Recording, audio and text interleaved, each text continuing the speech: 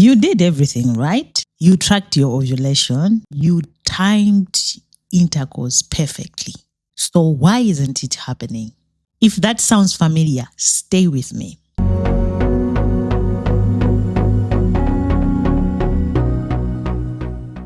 Hi everyone. Welcome to my podcast. In today's episode, we are having a real honest conversation about why you're struggling to get pregnant. This is not going to be the sugar-coated version, not the just relax, it will happen advice that people always give out, but the truth. Because this journey can feel frustrating, confusing, and also lonely, especially when it feels like everyone around you is getting pregnant, even without trying. But here is what I need you to know.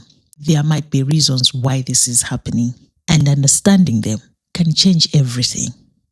Let's start by grounding the facts. What is infertility? Infertility is when you have been trying to get pregnant for 1 year if you are under 35 years and for 6 months if you are above 35 years of age. Now, that does not mean something is seriously wrong, but it means that it's time to stop guessing and start looking deeper.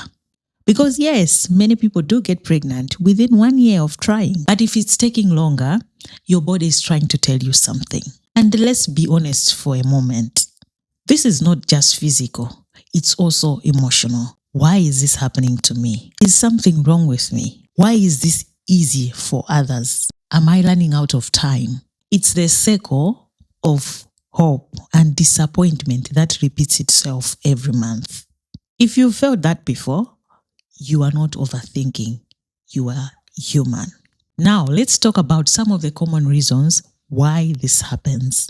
Not to scare you, but to give you clarity. The first reason is blocked fallopian tubes. Think of the fallopian tubes as a meeting point. This is where the sperm meets the egg. If those tubes are blocked or damaged, the meeting can simply not happen. And here is the tricky part that you might not know.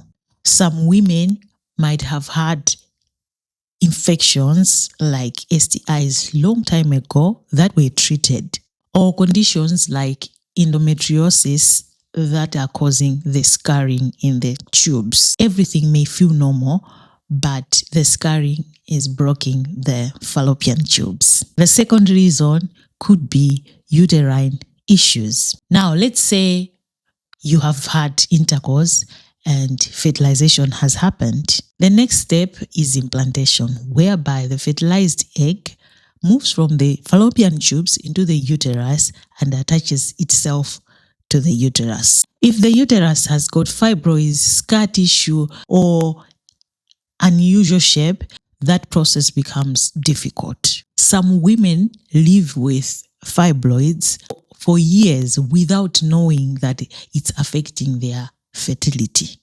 Others may have had surgeries or infections long time ago that cause subtle changes in the uterus.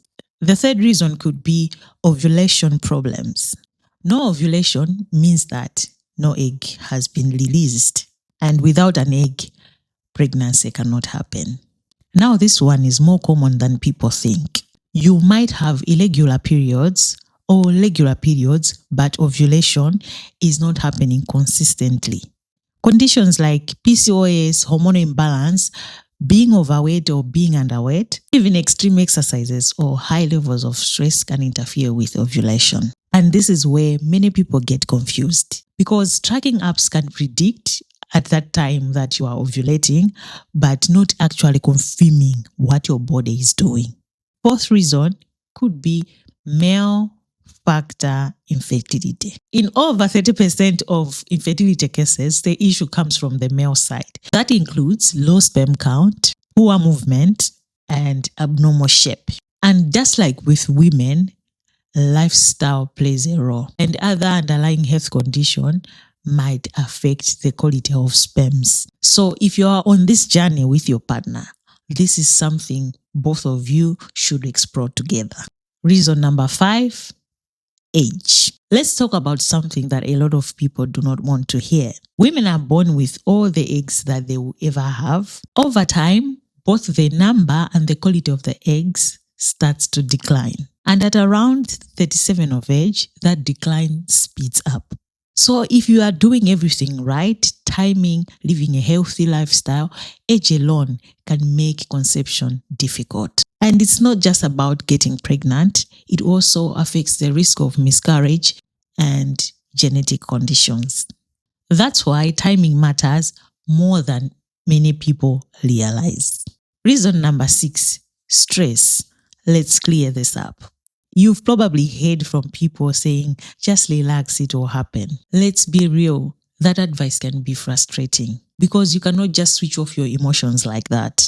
Now, stress alone is not proven to be cause of infertility, but managing stress still matters because your overall well-being, physically and emotionally, plays a role in your reproductive system. Instead of blaming yourself for being stressed, focus on supporting your body through it. Here is something that many people don't understand. Having a regular period does not mean everything is automatically fine.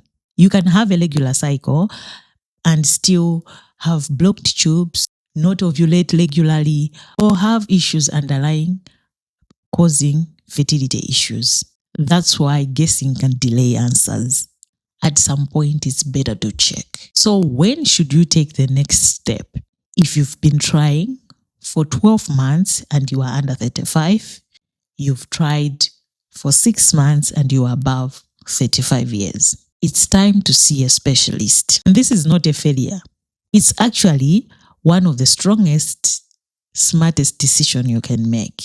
An evaluation can include physical exam, ultrasound, blood test, checking sperm health, looking at your uterus and your fallopian tubes, because the goal is simple. Find the reason and find the solution.